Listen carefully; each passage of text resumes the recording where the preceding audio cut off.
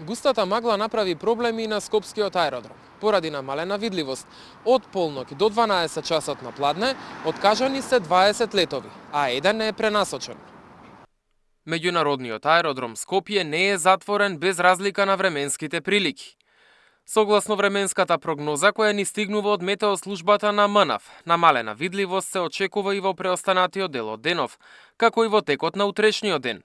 Сепак, со оглед на тоа што временските услови се менуваат постојано и секој авиокомпанија има свој праг на толеранција на намалена видливост, апелираме до сите патници да ги следат информациите и насоките за нивните летови, кои ги добиваат од нивната авиокомпанија, велат од ТАВ Македонија.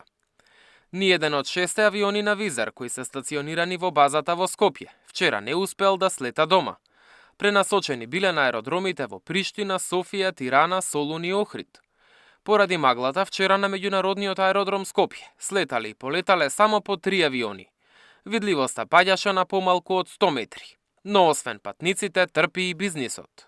Дадено доцнење на пратка која што доаѓа до соодветна компанија, која што има производен процес кој што зависи од таа пратка, воедно значи и понатамошно во ланецот на снабдување, доцнење и на производството на тој, дали е тоа елемент, дали е тоа машина, од било каков аспект значи. Со други зборови, директно алудира и значи на самиот производен процес тоа доцнење. Се трпат економски штети. Според прогнозата на Управата за хидрометеоролошки работи, магла ќе има до вторник, кога кон крајот на денот се очекува дожд. Во наредните денови, поради спуштање на постуден воздух од север, на некои од повисоките места врнежите ќе преминуваат во снег. Мартин Арсов, Сител телевизија.